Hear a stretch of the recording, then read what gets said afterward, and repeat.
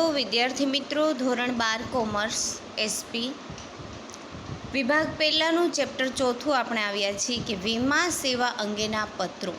આ ચેપ્ટરની અંદર વીમા માટે, વીમા પોલિસી માટેના પત્ર વ્યવહાર કઈ રીતે થઈ શકે છે તેમના પ્રશ્ન આપણે વિગતવાર સમજીએ. તો પહેલો પ્રશ્ન છે, વીમા સેવાની પાયાગત લાક્ષણિકતા શી છે? આ પ્રશ્ન છે એ 1 માર્કમાં અથવા 2 માર્કમાં પૂછાઈ શકે છે.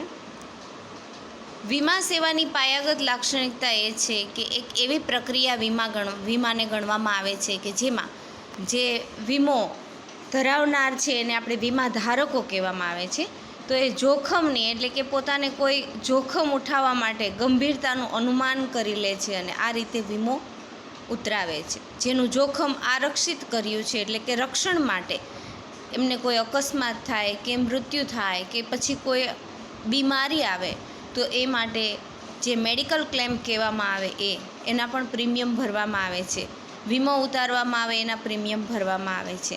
તો આવી બધી ઘટનાઓ બને ત્યારે તેને પોતાને, એટલે કે વીમો જે ધરાવનાર છે એને વીમાધારકને અથવા તો તે વારસદારોને વળતર સ્વરૂપે અમુક પ્રકારની મૂડી મળે છે એમ કહી શકાય છે. એટલે વીમાની સેવા છે એ પાયાગત ગણવામાં આવે છે. એટલે કે કોઈ પણ વીમો ધરાવનાર વ્યક્તિ છે એ પોતાને ભવિષ્યમાં કોઈ જોખમ ઊભું થાય અને એ ગંભીરતાનું અનુમાન રાખી, ગંભીરતા કે કોઈ ઘટના એવી બનશે કે પોતે પણ ન રહે, આવી ઘટનાઓને અનુમાનમાં લઈ અને એ જોખમને આરક્ષિત, એટલે કે એને રક્ષણ કરવા માટે અને આવી ઘટના બને ત્યારે વીમાધારકને કે એમના વારસદારને વળતર સ્વરૂપે જે નાણાં આપવામાં આવે છે એ જ ખાસ કરીને વીમો કહી શકાય છે. બીજો પ્રશ્ન છે, વીમા સેવાઓમાં શા કારણે આમૂલ ફેરફારો થઈ રહ્યા છે? આજે આપણે જોઈએ છીએ વર્તમાન સમયમાં તો વીમાની જે સેવાઓ છે એમાં ઘણા બધા ફેરફારો થઈ રહેલા જોવા મળે છે. તો વર્તમાન યુગમાં જે માનવની જે જીવનની આખી પ્રવૃત્તિ છે એની વ્યાપકતા વધી રહેલી જોવા મળે છે.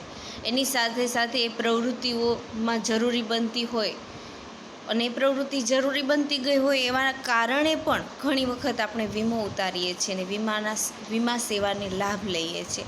તો આ માટે વર્તમાન યુગમાં માનવીની પ્રવૃત્તિની સાથે સાથે વીમાની જરૂરિયાત ઊભી થઈ છે. એટલા માટે જ વીમા ધારકો માટે જે વીમા પોલિસી છે એમાં પરિવર્તન જોવા મળે છે અને ફેરફારો થયેલા છે.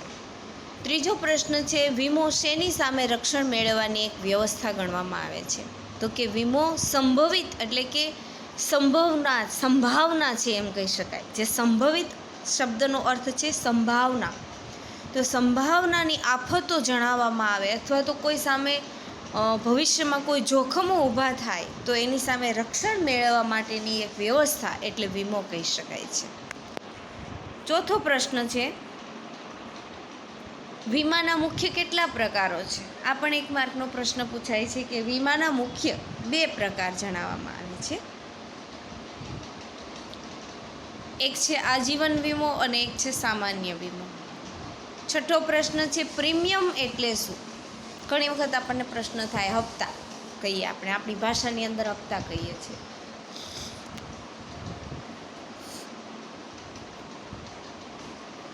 તો પ્રીમિયમ એટલે ઉંમર માટે, મૃત્યુ, આરોગ્ય અને સંભવિત આફતો કહી શકાય અથવા તો કોઈ જોખમ સામે રક્ષણ મેળવવા માટે વીમા કંપનીને વીમાધારક દ્વારા નિશ્ચિત સમયગાળે, એટલે કે નક્કી કરેલા સમયગાળે ચૂકવવામાં આવતી ચોક્કસ રકમ, જેને આપણે પ્રીમિયમ કહીએ છીએ. જો ઉંમર માટે હોય છે, પછી કોઈને મૃત્યુ સુધીનો વીમો હોય, આરોગ્ય માટેનો વીમો હોય છે જેને આપણે મેડિકલ ક્લેમ કહીએ, અથવા તો કોઈ આપણી ફેક્ટરી છે, વાહનો છે, એના માટે સંભવિત આફતો કહેવામાં આવે કે જોખમો સામે રક્ષણ મેળવવા માટે આવી વીમા કંપનીઓ છે વીમાધારક દ્વારા નિશ્ચિત સમયગાળે જે ચૂકવવામાં આવતું નાણું છે એને આપણે પ્રીમિયમ કહીએ છીએ. 7મો પ્રશ્ન, વીમા કરારમાં પ્રીમિયમનું શું મહત્ત્વ ગણવામાં આવે છે? એટલે કે વીમાની જે શરતો છે એની અંદર પ્રીમિયમનું શું મહત્ત્વ રહેલું છે?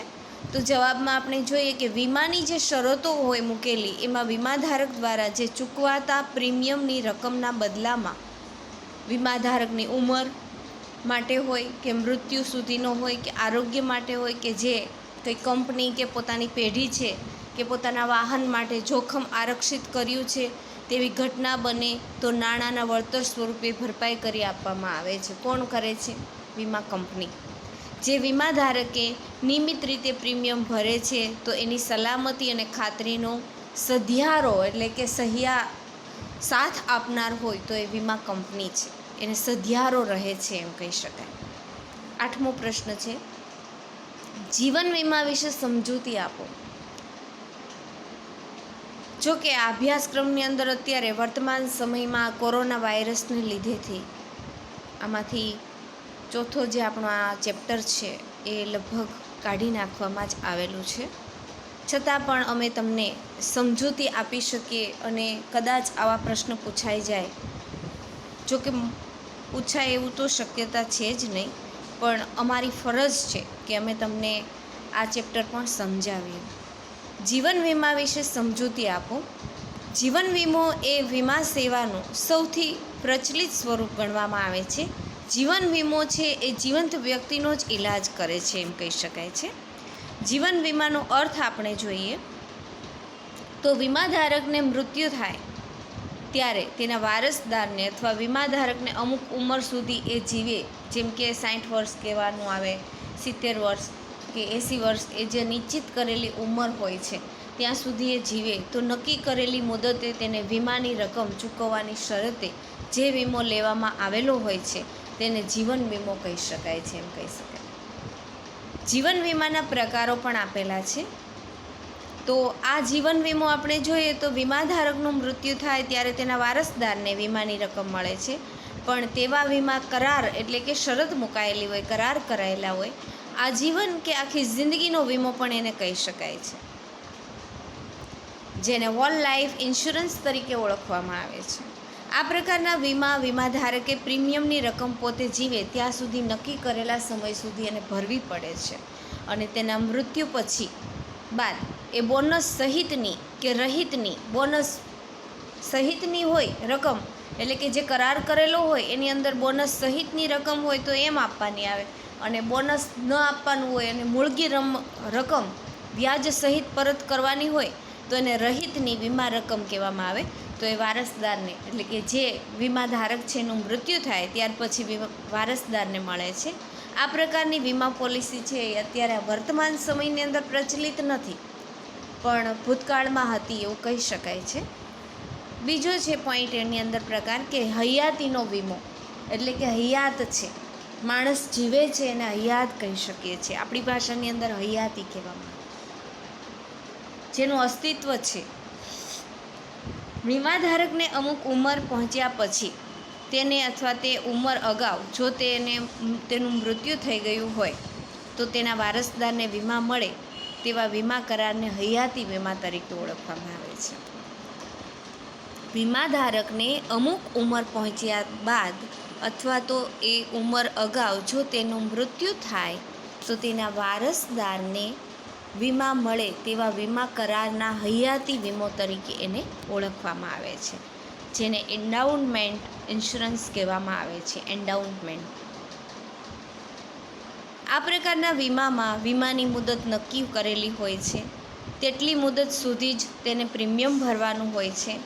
આવી રીતના જે વીમા છે એની મુદત પૂરી થાય ત્યારે તે વીમાધારકને અથવા તો જો તે સમય અગાઉ એ વીમાધારકનું મૃત્યુ થયું હોય તો તેના વારસદારને બોનસ સહિતનો કરાર કરેલો હોય તો બોનસ સહિતની રકમ મળે છે, અને બોનસ રહિતની કરાર કરેલો હોય તો વીમા રકમ એ પ્રમાણે મળે છે.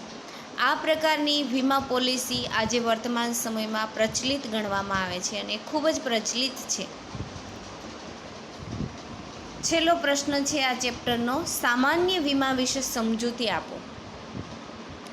સામાન્ય વીમો એ નુકસાન ભરપાઈ કરી આપવાનો સિદ્ધાંત પર રચાયેલો ગોઠવણવાળો કહેવામાં આવે છે, જેને સામાન્ય વીમો. આ બીજા પ્રકારનું જ વીમાની પોલિસી ગણાય છે, જેમાં અગાઉથી યોગ્ય પોલિસીની ખરીદી અને નિયમિત પ્રીમિયમ ભરવાનું સ્વીકારવામાં આવ્યું હોય છે. નિયમિત પ્રીમિયમ ભર્યા બાદ વીમાધારકને મોટી ચિંતામાંથી મુક્તિ મળે છે. કઈ રીતે?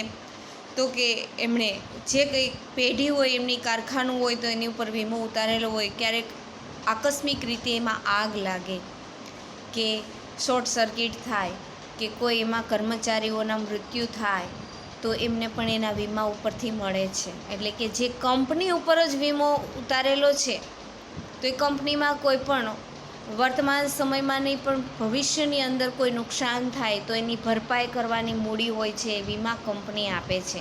કારણ કે નિયમિત રીતે જેના ઉપર વીમો ઉતારેલો છે, જે પેઢી, સંસ્થા કે કંપની ઉપર, તો એમાં કારખાના ઉપર, તો એની ઉપર જે કંઈ નુકસાન થાય છે એ ભરપાઈ કરવા માટે અને એમનું પ્રીમિયમ પણ એ વ્યવસ્થિત રીતે, નિયમિત રીતે ભરતા હોય એટલે ભવિષ્યની અંદર કોઈ આગ કે દુર્ઘટના એવી બને છે ત્યારે એમને વીમા કંપની છે એ પૂરેપૂરી રકમ ભરપાઈ કરી આપે છે. નુકસાનનું વળતર મળી શકે છે. સામાન્ય વીમાનો અર્થ જોઈએ તો કે જીવન વીમા સિવાયના તમામ પ્રકારના વીમાને સામાન્ય વીમો કહી શકાય છે. જીવન વીમો છે એ સિવાયના તમામ પ્રકારના જે વીમા ઉતારીએ છીએ, વસ્તુ ઉપર, વાહનો ઉપર, કંપની ઉપર, ફેક્ટરી ઉપર કે પછી કારખાના ઉપર, તો એ સામાન્ય વીમો કહી શકાય છે, જેને જનરલ ઇન્સ્યોરન્સ તરીકે ઓળખવામાં આવે છે. સામાન્ય વીમામાં સમાવિષ્ટ થતા એવા વીમા કયા કયા છે? તો એમાં જોઈએ તો સામાન્ય વીમાની અંદર સ્વાસ્થ્યનો વીમો, આગ વીમો એટલે કે કંપનીની અંદર કે ફેક્ટરીની અંદર કે કારખાનાની અંદર અકસ્માત થાય એટલે કે આગ લાગે તો એમાં બળીને જે ભસ્મ થયેલી વસ્તુ છે, એટલી નુકસાન થયું હોય એટલી મૂડી આપણને વળતર સ્વરૂપે મળે છે વીમામાં. ચોરી લૂંટફાટનો વીમો એટલે વાહનો ઉપરનો આ કહેવાય. સામુદ્રિક વીમો એટલે કે સમુદ્રની અંદર જહાજો, સ્ટીમરો ચાલે છે એની ઉપર પણ વીમા હોય છે. વાહન વીમો, હવાઈ વીમો, પાક વીમો ખેતી માટેનો, માર્ગ વીમો.